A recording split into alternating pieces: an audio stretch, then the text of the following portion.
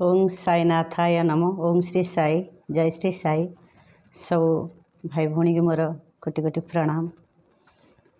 समस्ते तो अपेक्षा करके डेरी हो गलानी वीडियो घर काम सब सारिकी भाविली बाबांकर पद अधे कहि न कहले भी मत भल लगे। आपण मैंने भी मेसेज करती दीदी आज वीडियो आसलानी मु कही ना जेपर्यंत मु अच्छी से पर्यंत टिके चलु आपण मानकर सपोर्ट निहाती दरकार।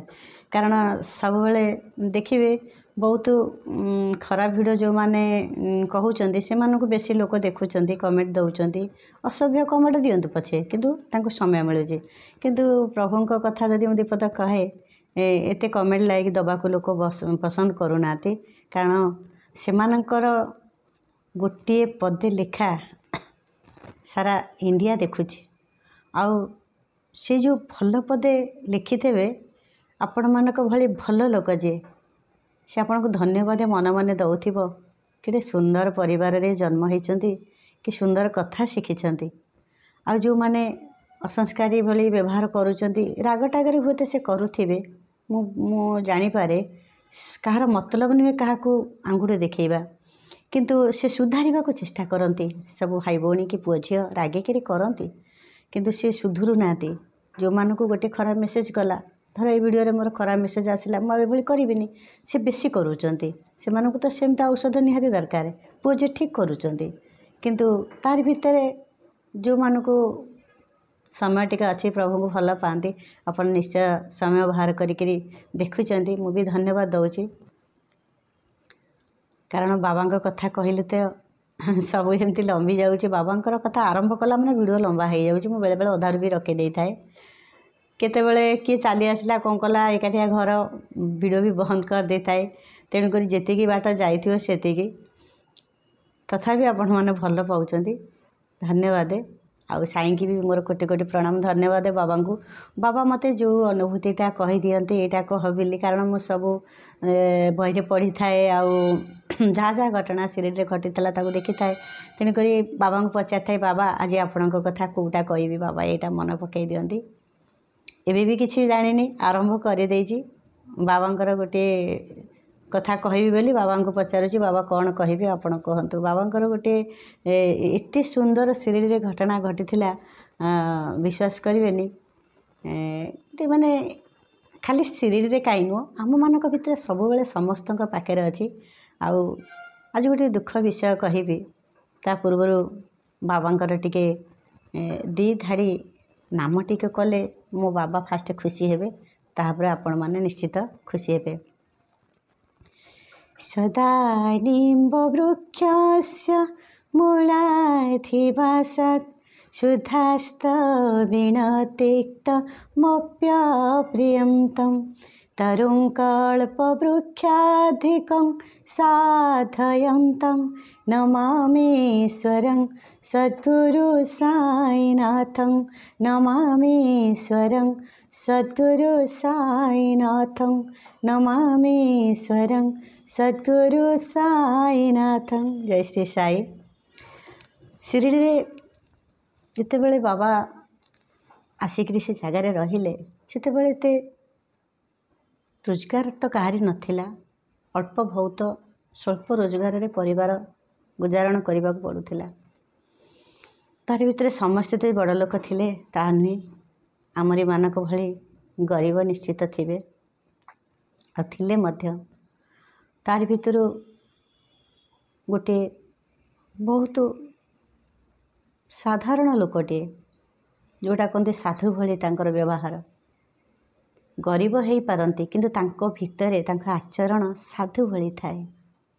आपण देखिबे गोटे गोटे गाँव रे बहुत गरीब परिवार होइथिबे किछि खाई नथिबे तांको मुहरे किंतु हस फुटुथिबो तांको पिला माने कहिबेनी काहारी पाखरे निजर ओजन देबेनी जे आमे आज खाइनु काले किए कहीदेव कि आमे खाऊचु बोली तू अनै रहीचु डाकिले भी चाचिले भी से माने नियंतेनी कारण आमे सबुबले गरीबरू बड़ लोक होइचे आउ छोटरू बड़ होइचे प्रति लोकंक भितरे किछि ना किछि एमती जीवन में घटी जो माने प्रथम बड़ लोक अच्छे से लास्ट को भी दुख तांकर आसी जाए थाए जदि सी ताको ठीक ढंग रे न चलई थांती ଏଇଟା ମୁଁ ମାନୁଛି, ସତ କଥା। ଏଇଟା ଆତ୍ମଗର୍ବ ବେଳେ ବେଳେ ହେଇଯାଇଥାଏ, ତେଣୁକରି ତାଙ୍କୁ ଦୁଃଖ ଆସିଯାଇଥାଏ। ଆଉ ଯଦି ଧନକୁ ସେମାନେ ପଛରେ ପକାଇ ଯେ ପ୍ରଭୁ ଦେଇଛନ୍ତି, ମୁଁ କିଛି ଭଲ କାମ କରିଥିଲି, ପ୍ରାରବ୍ଧ କିଛି କରିଥିଲି, ଆଜି ମୋତେ ପ୍ରଭୁ ଏତେ ଭଲରେ ରଖିଛନ୍ତି, ଯଦି ପ୍ରଭୁଙ୍କୁ ଧନ୍ୟବାଦ ସେ ଖାଲି ଦେବ, ଆଉ ଠିକ୍ ସଂସ୍କାରରେ ଚାଲିବ, ସତ କହୁଥିବ, କାହା ଛନ୍ଦ ମନ୍ଦ ଏସବୁ କାହା ପାଞ୍ଚ ନ ପକାଉଥିବ, କାହାକୁ ଖାଲିରେ ନ ପକାଉଥିବ, ସେ ଧନ ତା'ର କେବେ ବି ସରିବନି, ନିଅଣ୍ଟ କେବେ ବି ହେବନି, ଆଉ ତାକୁ ଗରିବ କେବେ ବି ଆସିବନି, ଦୁଃଖ କେବେ ଆସିବନି। ସେମିତି ସେ ସମ୍ମାନିତ ହେଉଥିବ, ସେମିତି ତା ଶରୀରରେ ପ୍ରାଣ ଥିବା ପର୍ଯ୍ୟନ୍ତ ସମ୍ମାନିତ ହେଉଥିବ, ତାକୁ ଲୋକ ପସନ୍ଦ କରୁଥିବେ, ଭଲ ପାଉଥିବେ, ସବୁ ଅନୁଷ୍ଠାନରେ ତାକୁ ଆଗ ଧାଡ଼ିରେ ବସାଯାଉଥିବ। ଆଉ ଯଦି ଧନ ଅହଙ୍କାରରେ ସବୁଯାକ ଲୋଭ କରି ଲୋକଙ୍କୁ ଖରାପ କରି କହିଥିବ, ନିଶ୍ଚିତ ତା'ର ପୁଣି ପତନ ହେବ। ଶେଷ ସମୟ ପର୍ଯ୍ୟନ୍ତ ତାକୁ ଅପେକ୍ଷା କରିବାକୁ ପଡ଼ିବ। ଅଲଗା ଲୋକଙ୍କୁ ବି ଦେଖିବାକୁ ସମୟ ଥିବ, କାରଣ ଦେଖ ଏ ସମୟରେ ଏମିତି ହେଉଥିଲା। କିନ୍ତୁ ଗୋଟେ ଗରିବ ଯଦି ସେ ସ୍ୱାଭିମାନୀ ଥିବ, ସାଧୁ ଭଳି ତା'ର ଆଚରଣ ଥିବ, ତା'ର ସବୁବେଳେ ସେ ସରଳ ହେଇ ରହିଥିବ, ତାକୁ ନିଶ୍ଚିତ ଈଶ୍ୱର କୃପା ହିଁ କରିଥାନ୍ତି। ହୁଏତ ଡେରି ହୁଏ, ଦୁଃଖ ଭୋଗି ଭୋଗି ଭୋଗି ଭୋଗି ଡେରି ହୁଏ, କିନ୍ତୁ ସୁଖ ନିଶ୍ଚିନ୍ତ ଭଗବାନ ଅଜାଡ଼ି ଦେଇଥାନ୍ତି। ଆଉ ସଦ୍ଗୁରୁ ସନ୍ଥ ସାଇ କହନ୍ତିନି, ଶିରିଡ଼ିରେ ସନ୍ଥଙ୍କର ଆଡ଼ାସ୍ଥଳୀ, ସବୁ ସନ୍ଥମାନେ ସେଇଠି ଲୁକାୟିତ ରହିଥାନ୍ତି। ତା ଭିତରୁ ସାଇ ଫୁଟି ବାହାରିଲେ, ଆଉ ସବୁଯାକ ଦୁଃଖ ସୁଖ ସବୁ ତାଙ୍କର ଆପଣେଇ ସମସ୍ତଙ୍କୁ କୃପା କରିଥିଲେ ସାଇ। ତାରି ଭିତରୁ ଗରିବ ଲୋକଟିଏ କାମ ପାଇଁ ବହୁତ କଷ୍ଟ କରୁଥାଏ, ବୁଲୁଥାଏ। ଏମିତି ବି ସେ 2 ଦିନ ହେଲାଣି କିଛି ଖାଇନଥାଏ। ଆଉ ତା ପରିବାର କ'ଣ ବା ଖାଇବେ? ଯିଏ ତ କାମ କରିବାକୁ ଖୋଜୁଛି ମୁରବି, ସିଏ ତ ଖାଇନି, ପିଲା ଯାହା ଖାଇଥିବେ, ପରିବାର ଯାହା ଦୁଃଖରେ ଥିବେ, ଆପଣମାନଙ୍କୁ ତ ସବୁ ଜଣା। ଉପାସ ଭୋକେ 2 ଦିନ ହେଲାଣି କାମ ପାଇଁ ବୁଲୁଛନ୍ତି। ଶିରିଡ଼ିଟା ବହୁତ ବଡ଼ ଗାଁ ଯାହାହେଲେ। ତାରି ଭିତରେ ଯେଉଁମାନେ ଟିକେ ଷ୍ଟାଣ୍ଡାର୍ଡ଼ର ଲୋକ ଥିଲେ, ସେ ସମସ୍ତଙ୍କୁ କେମିତି ବ୍ୟବହାର କରନ୍ତି, ଇତର ଭଳି ଗରିବମାନଙ୍କୁ ବ୍ୟବହାର କରନ୍ତି, ସବୁଥିରୁ ବଞ୍ଚିତ କରନ୍ତି। ଦିନେ ବୁଲି ବୁଲି କାମ ଖୋଜିଲା ଭିତରେ ପ୍ରବଳ ବର୍ଷା ହେଲା। ଏମିତିକି ତାଙ୍କ ପାଖରେ ଛତାଟିଏ ବି ନଥାଏ। ସେ କ'ଣ କଲେ, ଗୋଟିଏ କଦଳୀ ପତ୍ର କାଟିଲେ। କଦଳୀ ପତ୍ର କାଟିକିରି ତାକୁ ବର୍ଷାରୁ ମୁକ୍ତି ପାଇବା ପାଇଁ, କେମିତି ଥଣ୍ଡା ନ ହେବ, ବର୍ଷାରେ ତିନ୍ତି ଯାଉଛନ୍ତି, ମୁଣ୍ଡଟିଏ ମଣିଷର ସବୁବେଳେ ନିହାତି ଭଲ ରଖିବା ଦରକାର। ଯଦି ମୁଣ୍ଡଟିରେ ଆଘାତ ହେଇଗଲା, ସେ ଲୋକର ମେମୋରି ହଜିଯାଇଥାଏ। ଯଦି ମୁଣ୍ଡରେ ପାଣି ଜମିଗଲା, ସେ ମୁଣ୍ଡରେ କିଛି ସ୍ମରଣ ବି ଶକ୍ତି ରହେନି। ତେଣୁକରି ମୁଣ୍ଡଟିକେ ସବୁବେଳେ ଆମେ ଘୋରେଇ ଚାଲିଥାଉ। ଏମିତି ଦେଖନ୍ତୁ, ଆମର ଗୋଟେ ଅଭ୍ୟାସ, ମୁଣ୍ଡରେ ଲୁଗା ଦେବା ଟିକେ ଖସିଗଲେ ମୋତେ ଅବାଗିଆ ଲାଗୁଛି, କାରଣ ମୁଣ୍ଡଟାକୁ ମୁଁ ସବୁ ଯତ୍ନ କରିଥାଏ। ଠିକ୍ ମୁଁ ମୋର କଥା କହିଦେଉଛି, ଆପଣମାନେ ଖରାପ ଭାବିବେନି, କାରଣ କଥା ତ ଏମିତି ଆମେ ସବୁବେଳେ କହେ। ଆପଣମାନେ ତ ଏତେ ଦିନ ହେଲାଣି ଦେଖିଲେଣି ଏମିତିଆ ଲୋକଟାଏ। ତାପରେ ମୋ ପାଖକୁ ମୋର ଯେଉଁ ଝିଅ ପୁଅମାନେ ସବୁ ସାଙ୍ଗ ହେଇଯାଇଛନ୍ତି, ମୋର ସାଙ୍ଗମାନେ, ସେ ବି ମୋତେ ସପୋର୍ଟ କରନ୍ତି। ସେ ଜାଣିଛନ୍ତି ଦିଦି କଥା ତ ଏମିତିଆ, ଆଉ ଆପଣ ଆସନ୍ତୁ ନା, ମୋ ଘରକୁ ଆସିଲେ ବି ମୁଁ ଏମିତି ହେବା, ମୋର କିଛି ମାନେ ବଡ଼ ଛୋଟ ଏସବୁ କିଛି ନାହିଁ। ସତ କହିବାକୁ ଗଲେ ବାବୁ ଗୋଟିଏ ଭିଜିଲାନ୍ସ ବାଲା, କିନ୍ତୁ ଆମ ଭିତରେ ଯେତେବେଳେ ଭିଡ଼ିଓ ମୁଁ କରେ, ଦେଖନ୍ତୁ ନା କେତେ ହସ ଖୁସିରେ କରେ। କାହିଁକି ତାଙ୍କର କ'ଣ ପାୱାର ନାହିଁ? କିନ୍ତୁ ମୁଁ ସବୁବେଳେ ଛୋଟ ହେଇକି ରହିବାକୁ ଭଲ ପାଏ। ସେ ଛାଡ଼, ଭଗବାନ ତ ଭଲରେ ରଖିଛନ୍ତି। ସାଲାରୀ ବି ବହୁତ ଅଛି। ଆପଣମାନଙ୍କୁ କହିଲେ ଆପଣମାନେ ଖରାପ ଭାବିବେ, ସାଲାରୀ ବି ବହୁତ ଅଛି, କିଛି ଅସୁବିଧା ନାହିଁ। ବାବା ଯାହାକୁ ଚାହିଁଥିବେ, କୃପା କରିଥିବେ, ଛପର ଫାଡ଼ିକି ଦେବେ। ତାପରେ ଗରିବଟାକୁ ଯେତେବେଳେ ମୁଁ ଛୋଟବେଳୁ ଅନୁଭବ କରିଛି, ଗରିବରେ ବଢ଼ିଛି, ହୁଏତ ରାଜବଂଶ ହେଇପାରେ, କିନ୍ତୁ ସବୁବେଳେ ତ ରାଜବଂଶ ପୋଷାକ ଦିନା ଦିନେ କାଢ଼ିବାକୁ ପଡ଼େ ଆମକୁ। ତେଣୁକରି ଗରିବ କ'ଣ ମୁଁ ଜାଣିଛି। ଆଜି ଭାବିଲି ବାବାଙ୍କର ଅନୁମତିରେ ଏଇ ଷ୍ଟୋରିଟା କହିବି। ଏ ଖାଲି ଷ୍ଟୋରି ନୁହେଁ, ଏ ସତ ଶିରିଡ଼ିରେ ରିଏଲ୍ ଜିନିଷ ବାବାଙ୍କ ସହିତ, ବାବାଙ୍କର ଥିବା ଭିତରେ ସବୁ ହେଇଥିଲା। ତାପରେ କଦଳୀପତ୍ର କାଟିକି ମୁଣ୍ଡରେ ଦେଇକରି ଖୋଜୁଥାନ୍ତି କାମ। ପ୍ରବଳ ବର୍ଷା ଘଡ଼ଘଡ଼ି। ଦେଖିଲା ବେଳକୁ 3 ଜଣ ସାଙ୍ଗ, ତାଙ୍କର ସେଟ୍ ବୋଲି କହନ୍ତି, ସେଟ୍ଙ୍କ ପାଖରେ ସେମାନେ ଆଉ 2 ସାଙ୍ଗ କିଛି ନିଆଁ ଜାଳି ସେକି ହେଉଛନ୍ତି ପ୍ଲସ୍ ପକୁଡ଼ି ଛଣା ଖାଉଛନ୍ତି। ପକୁଡ଼ି ତାଙ୍କ ପରିବାରରେ ବୋହୂଟିଏ ପକୁଡ଼ି ଦେଉଛି, ସେ ଖାଇ ଚାଲିଛନ୍ତି, ହସି ଚାଲିଛନ୍ତି। ଆଉ ଏ ବାବୁ ଜଣକ 2 ଦିନ ହେଲାଣି ଯେତେବେଳେ ଉପାସ କିଛି ଖାଇନାହାନ୍ତି, ଭୋକ ସମୟରେ ନିଶ୍ଚିତ ଆଶା ଡାକିବ। ଦୂରରୁ ଥାଇ ଲକ୍ଷ୍ୟ କରୁଥାନ୍ତି, ମନ ହେଉଥାଏ ମୋତେ ଗୋଟିଏ ପକୁଡ଼ି ଦିଅନ୍ତିନି। 2 ଦିନ ହେଲାଣି ମୁଁ କିଛି ଖାଇନି, ଆଉ ମୋର ଚାଲିବାକୁ ସକ୍ଷମ ନାହିଁ।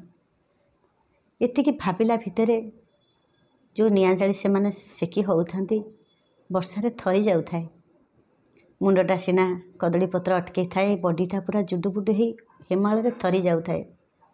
ବଡ଼ି ଏତେ ଜୋରେ କମ୍ପନ ହେଉଥାଏ, ଅସମ୍ଭାଳ, ଅଟକେଇ ପାରୁନଥାନ୍ତି ସିଏ। ସେ ନିଆଁଟାକୁ କଳ୍ପନା କରି ଉଷୁମ ଟିକେ ପାଇଯାଉଥାନ୍ତି। ତାଙ୍କର ଗେଟ୍ ଥାଏ, ଏମିତି ବାଉଣ୍ଡରୀ ବୁଲିଥାଏ, ବାଉଣ୍ଡରୀ ଏପଟରେ ଅନୁଭବ କରୁଥାନ୍ତି ସେମାନେ ଖାଉଛନ୍ତି। ମୋତେ ଏତେ ଜୋରେ ଭୋକ, ଗୋଟିଏ ଦିଅନ୍ତିନି। କିନ୍ତୁ ଖାଇଲା ଭିତରେ ମଜା ମଜଲିସ୍ କଲା ଭିତରେ ଜଣଙ୍କର ଆଖି ପଡ଼ିଗଲା। ଏ ବାବୁ ଜଣକ ତାଙ୍କୁ ଅନେଇଛନ୍ତି। ତାରି ଭିତରୁ ଜଣେ କହିଲା, ଆରେ ଦେଖ ଦେଖ ସାଙ୍ଗ, ସେ ଲୋକଟି କିଏ ଅପେକ୍ଷା କରିଛି। ତା ଭିତରେ ସେଠି ଯିଏ ମେନ୍ ସାଙ୍ଗ, ବଡ଼ ଲୋକର ପୁଅ ଯିଏ ପଚାରିଲେ, କ'ଣ ପାଇଁ ଅନେଇଛ? ନା ମୋର ଟିକେ କାମ ଦରକାର ଥିଲା। ନାଇଁ ବର୍ଷାରେ ତୁ କାମ ଖୋଜିବାକୁ ଆସିଛୁ? ନା ହଁ, 2 ଦିନ ହେଲାଣି କିଛି ଖାଇନି। ଆଉ ଯିଏ ଭଲ ବ୍ୟକ୍ତି ହେଇଥାନ୍ତେ, ଯେ ତୁ ଆସେ ଥରି ଯାଉଛୁ, ପଳେଇ ଆସ, ଆଗ ପିଣ୍ଡାରେ ଟିକେ ବସିପଡ଼, ଆରେ ଜୁଡ଼ୁପୁଡ଼ୁ ହେଇଛି, ଟିକେ ବସ୍ତ୍ରଟା ଓହ୍ଲେଇ ପକା, ଆଗ ତୁ କ'ଣ ଖାଇଦେ, କାମ କଥା ପରେ ଦେଖିବା। କିନ୍ତୁ ସିଏ କ'ଣ କଲେ, ସେଇ ବର୍ଷାରେ ତିନ୍ତିକି ତାକୁ ପଚାରୁଥାନ୍ତି, ତୁ ବର୍ଷାରେ କାମ ଦେଖିବାକୁ ଆସିଛୁ? ଏମିତି କହୁଥାନ୍ତି, କ୍ରିଟିସାଇଜ୍ କରୁଥାନ୍ତି। ବାବୁ ଜଣକ ସେମିତି ଅପେକ୍ଷା କରିଥାନ୍ତି, କାଳେ ପକୁଡ଼ି ଦେବେ କି, କାଳେ ମୋତେ ଟିକେ ଡାକିବେ କି, କିଛି ସମୟ ପାଇଁ ମୁଁ ଟିକେ ସୁରକ୍ଷିତ ରହିଯାଆନ୍ତି ବର୍ଷାରୁ। ତାଙ୍କ ମନରେ ଟିକେ ବି ଦୟା ଆସିଲାନି। କାରଣ ଗରିବ ଲୋକ ସମସ୍ତଙ୍କର କନ୍ଦେନି ଶାଳୀ। ଗରିବ ଲୋକକୁ ହଠାତ୍ କେହି ବଡ଼ ଲୋକମାନେ କ'ଣ ଭାବନ୍ତି, କ୍ରିଟିସାଇଜ୍ କରନ୍ତି। ଭଲ ଡ୍ରେସ୍ ସିଏ ଯେତେ ପିନ୍ଧିଲେ ବି ଏଇଟା ତୋର କମ୍ ଦାମ୍ ନେଇଥିବ, ଏଇଟା ତୁ ମାଗିକିରି କେଉଁଠୁ ଆଣିଥିବୁ, ତୋ ପାଖରେ ପଇସା କେଉଁଠୁ ଆଇଲା, ଏମିତି ବି ଶୁଣିବାକୁ ପଡ଼ିଥାଏ। ତାରି ଭିତରେ ସିରିଡ଼ି ବା ବାଜିବ କେଉଁଠୁ। କିନ୍ତୁ ସର୍ବଦ୍ରଷ୍ଟା ସାଇ ସିଏ କେବେ ସ୍ଥିର ହୋଇକି ବସିପାରନ୍ତିନି। କାହାକୁ ଯଦି କେଉଁଠି କିଏ ପଦଟିଏ ଟାଣ କରି କହିଦେଲା, ବାବାଙ୍କର କାହିଁକି ନାଗିଯାଏ। କାହିଁକି ନା ସେ କନେକ୍ଟ ଏମିତି ଥାଏ, ମାଆର ଯେମିତି ପିଲାମାନଙ୍କ ସହିତ ଥାଏ, ବାପାଙ୍କର ଯେମିତି ପିଲାମାନଙ୍କ ସହିତ ଥାଏ। କେଉଁଠି ଆପଣ ଦେଖନ୍ତୁ, ଆପଣଙ୍କ ପିଲା କେଉଁଠି ଝୁଣ୍ଟି ପଡ଼ୁଥିବ, ଆପଣ ଚଟକିନି କଡ଼େଇ ଚିଆଁ ଆପଣଙ୍କ ଠି ଲାଗିଯିବ। ଯଦି ରୋଷେଇ କରୁଥିବେ, ଯଦି ପିଲା କିଛି ଗାଡ଼ି ଆକ୍ସିଡେଣ୍ଟ ହୋଇଯାଉଥିବ, ବାପା ସାଙ୍ଗେ ସାଙ୍ଗେ ଷ୍ଟେପ୍ରୁ ଧଡ଼କିନି ପଡ଼ିଯାଉଥିବେ। ହଠାତ୍ କ'ଣ ହେଇଗଲା, ଏମିତି ଝୁଣ୍ଟି ପଡ଼ିଲେ କାହିଁ, ନହେଲେ ଗୋଡ଼ି ମାଡ଼ି ପକାଇବେ। ଏମିତି ସେ ପ୍ରଭୁଙ୍କର ଆଶୀର୍ବାଦ ଥାଏ ସେ ପରିବାରଙ୍କ ପ୍ରତି। ଏମିତି ଜୀବନରେ ଘଟିଛି। ମୁଁ ସବୁବେଳେ ମୋ ଅନୁଭୂତି କହୁଛି, ଏମିତି କହିଲେ ଦୁଃଖ ରହିଯିବ ଏ ଷ୍ଟୋରି। ଯେତେବେଳେ ପଦଟିଏ କହୁଛି, ଯେତେବେଳେ ମୋ ଶାଶୁ ପାରାଲିସିସ୍ ହେଇଥିଲେ, 3 ବର୍ଷ ପାରାଲିସିସ୍ ପଡ଼ିଲେ, ଯେତେ ଖାଇବାକୁ ଦେଲେ ବି ତାଙ୍କ ପେଟ କେତେବେଳେ ପୁରେନି। 12ଟା ଗୋଟା ହେଇଯିବଣି, ମୁଠେ ଧରି ବସିଥିବେ। ସେତେବେଳେ ପଚାରିବି, ବୋଉ ଆଉ ଖାଇବୁ କି? ନା ହଁ। ସେତେବେଳେ ମୁଁ ଉଠିଯାଇ ସେ ଭାତ ଦିଟା ତାକୁ ଖୋଇ ଦେଇଥାଏ। ଆଉ ତାକୁ ଯେତେବେଳେ ଭୋକ କରେ, ମୋ ପେଟ କଡ଼ କଡ଼ ଡାକିଥାଏ। ସେ ମୋତେ ବୋଉ ଡାକିଥାଏ, ମୁଁ ତାକୁ ବୋଉ ଡାକିଥାଏ। ଏମିତି ମା ଝିଅ ଭଳି ଆମେ ଚଳିଥିଲୁ। ଆଜି ସିଏ ନାହାନ୍ତି ମୋ ପାଖରେ, ଚାଲିଗଲେଣି 3-4 ବର୍ଷ ହେଲାଣି। କିନ୍ତୁ ସେ ଯେଉଁ ସ୍ନେହ, ଶ୍ରଦ୍ଧା, ଭଲ ପାଇବା ଅନ୍ତର ସହ ପିଲାମାନେ ଝୁଣ୍ଟି ପଡ଼ିଲେ ବାପା ମା' ଝୁଣ୍ଟି ପଡ଼ନ୍ତି, ଯେମିତି ତତଲା ଚିଆଁ ଲାଗି ଯାଇଥାଏ, ହାତ ପୋଡ଼ି ଯାଇଥାଏ, ଠିକ୍ ସେମିତି ବାବା ସହିପାରନ୍ତିନି। ବାବା ଏଇସବୁ କଥାକୁ ନେଇ ଏଠି ସେଠି, ଏସବୁ ବାବାଙ୍କର ତରିକା, ଏସବୁ ମୁଁ ଭାବିନଥିଲି। ଏମିତି କହୁ କହୁ କହିଦେଉଛି, କାହିଁକି ଆସିଯାଉଛି ତୁଣ୍ଡରେ ମୁଁ ବି ଜାଣିନି। ବିଶ୍ୱାସ କରନ୍ତୁ, ସାଇ ସବୁ କରୁଛନ୍ତି। ତେଣୁକରି ବାବା କଣ୍ଟା ଫୁଟିଲା ଭଳି ବାବାଙ୍କୁ ଲାଗିଯାଇଥାଏ। ବାବା ଯଦି କିଛି ଜାଳେଣୀ କାଠ ପକାଉଥିବେ, ଚଟକିନି ତାଙ୍କ ହାତରୁ ଜାଳ କାଠିଣି ଗଳି ପଡ଼ୁଥିବ। ଯଦି କିଛି ଗୋଟେ ହେଉଥିବେ, ସାଙ୍ଗେ ସାଙ୍ଗେ ତାଙ୍କ ହାତରୁ କିଛି ଖସି ପଡ଼ୁଥିବ, କେଉଁଠି ମୋ ପିଲାମାନେ ବିପଦରେ ପଡ଼ିଲେ। ଆଉ ବାବା କେମିତି ସହିବେ?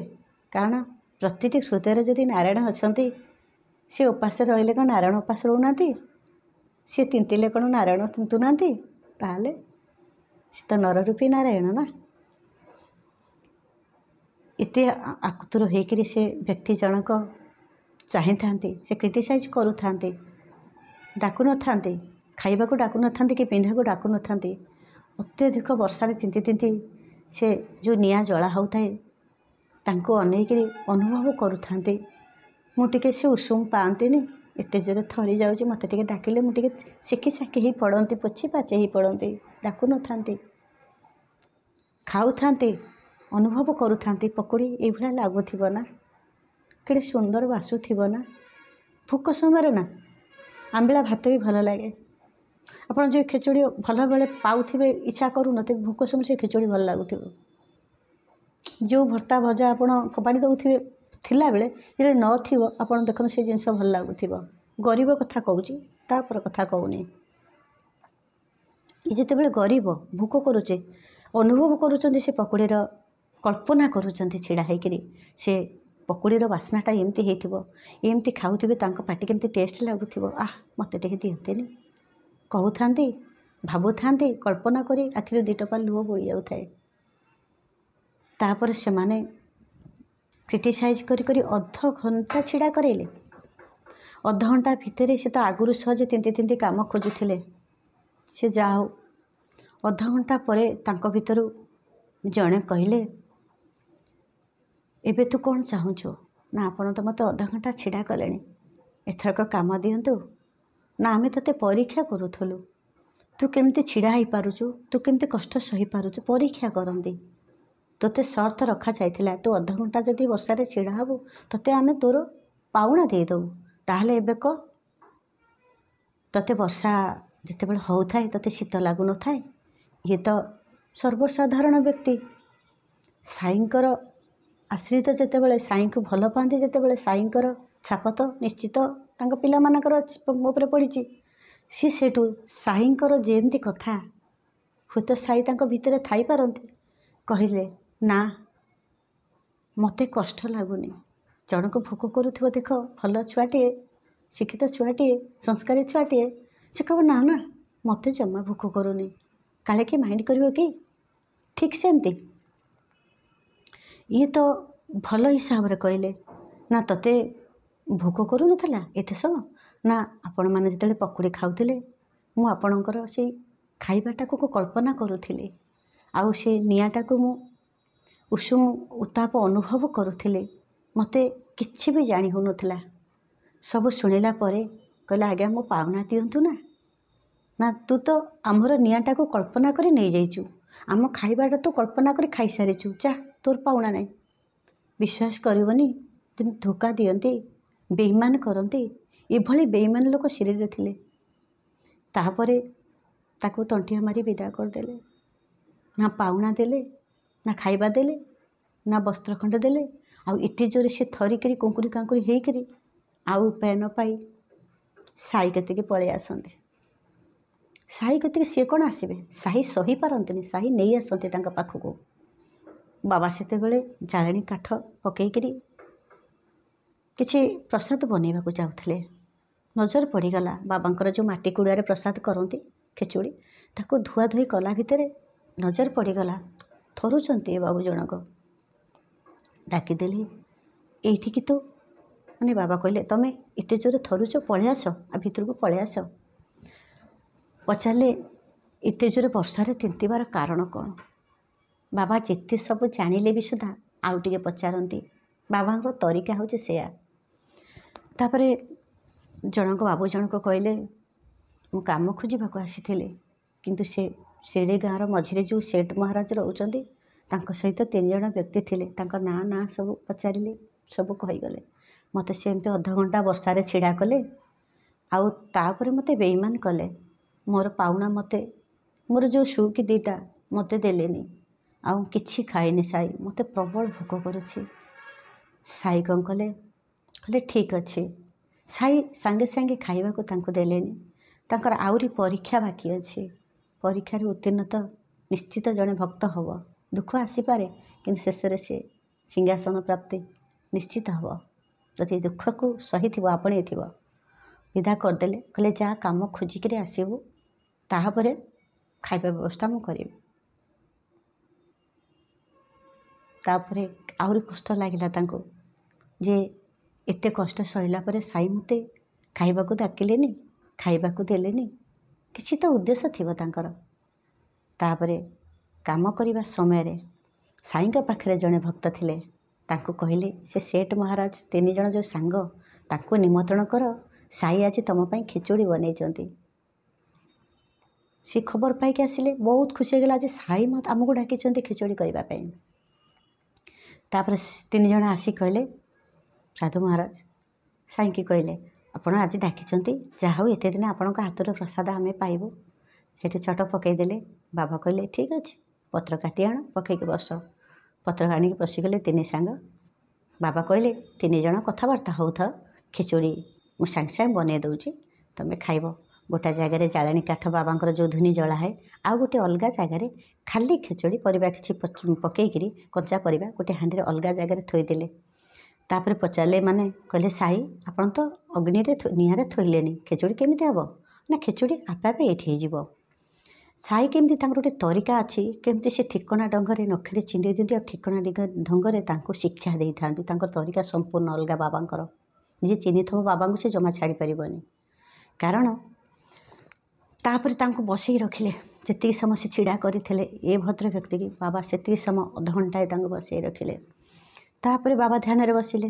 तापर एमाने देखिले जे खिचड़ी पनीपरिबा तो अलग जगह थुआ है बाबा रखिले साई निआ तो अलग जगह जलुची ताले खिचड़ी छाँ छाँ केमती निआरे न रखिले कौन खिचड़ी हो आम जदि चूल्हे न बसैबा छाँ छाँ को खिचड़ी हो एमती ठराठरी भितर से खाली टिके चेकिंग करूँ परिबा कहीं तातीय परिबा तो बाहर जगह थुआई बाबा सर्वद्रष्टा बाबा ध्यान बस हसु था ठीक अच्छे बाबा इमान केमी शिक्षा दौरान देखूँ आकड़ मारी था गाली दे था ना से काम बाबा करते तापर बहुत समय अपेक्षा कर विरक्त हो गले कहले आम एत समय है बसिलुणु खिचड़ी दबा ना आमको एत समय बस ध्यान बस पुणी जड़े जाए डाकिला साई आमको भोक कलानी बाबा कहले ठीक अच्छे आ 5 मिनट बस बाबा जाकर जो पात्र हाँ पात्र जो हाटी कुड़ुआ धुआ धुई करती सब मिश्री मिश्री मजामजी कले ये आश्चर्य होती कौन खिचड़ी तो ये थुआई केमी कौन निआ तो जली चली बाबा कहले आरु आउ खंडे काठ पकई दूसरी आउ टे अग्नि तात हेले से बाजिजी से छाँ हो ना से निआ जलुची ये केमी बाजो ना देखनी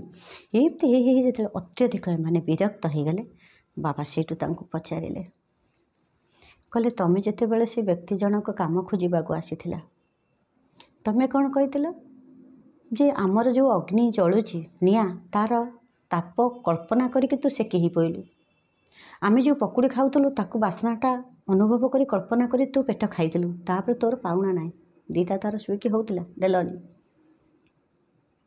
ताहले सेमती अनुभव करी खाओ बाबा बाबा तांकर जो तरीका विश्वास करेनि ये सब है भितर से लोकटी बुली बुली काम पाई जाइथिला बाबा को धन्यवाद देवाक साइंकी आसीला आसला बेलू देखिक आश्चर्य होगला आले ये सेठी तो ये 3 जण मत तो एमती कलबल करते मो पैसा दे नथिले तापर बाबा तांको चिन्हई देइथिले कहले एई जणक को तुम एमती कष्ट दे नथिला चिंता कर जदि तमें अनुभव करके सब खाई जाऊच पाई जाऊच तमें जन को टर्चर करूच ताहले तमें भी सेमती अनुभव करी खाई जाओ तापरे भूल बुझी पारिथिले बाबांको गोड़तले 3 जणांक पड़ जाइथिले सेठ महाराज जे मेन मुरबी सी बड़ लोक बिली जो तांकर जो अहंकार थिला सांगे सांगे अहंकार चूना हो जाइथिला तापरे बाबा कहिथिले तांकर प्राप्य तांको दियो सेतले भूल बुझी पारथिले तांकर बेकरू सुना चेनटा काढ़ी देइथिले कारण दीटा सुईकीर दाम केते हेतबो किंतु गोटे सुना चेन काढ़ी देदेले किंतु ये तो साईंकर छापा जिते बड़े आंक पाखे अच्छी साईंकर कथा मन पड़े का धन को लोभ करेनि बोली बाबांकर परमिशन नौ था साई नेबी बाबा कहले हाँ तापर से ताको खुशी हो जाइथिले आउ सेठ जी कहले तुमर परिवार पाई काम जो खोजुच आकु भल से बिक भांगी बहुत भलरे रुह मो भूल मु बुझी पारिछि आउ जीवन में केबे भूल करेनि कहीकि पलि जाउथला भितरे साई कहले खिचड़ी प्रसाद खाइबनी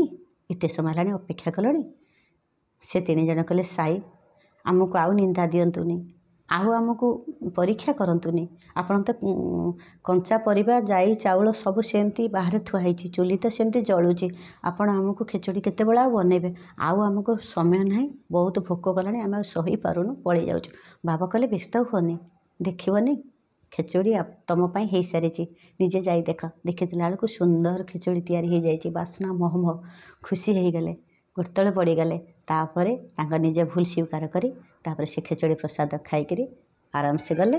ଆଉ ଏ ଜଣକ ବାବୁ ଜଣକ ଆରାମସେ ସାଇକି ଧନ୍ୟବାଦ ଦେଇ ଖୁସିରେ ରହିଲେ। ଏମିତି ଜୀବନରେ ବହୁତ ବହୁତ ଘଟଣା ଶିରିଡ଼ିରେ ଘଟିଥିଲା। ଆପଣମାନଙ୍କୁ ଯଦି ଭଲ ଲାଗେ ଭଲ ମେସେଜ୍ କରିବେ। ମୁଁ ରହୁଛି, କାରଣ ମୁଁ ଭାତ ବସେଇକି ଆସିଥିଲି, ସେଇଥିରେ ମୁଁ ଅନୁଭୂତି କହୁଛି। ଆପଣମାନଙ୍କୁ ଭଲ ଲାଗିଲେ ନିଶ୍ଚୟ ମେସେଜ୍ କରିବେ। ଆଉ କାଲିକି ଆଉ ଗୋଟେ ସୁନ୍ଦର ଅନୁଭୂତି କହିବି। ରହୁଛି, ସାଇରାମ।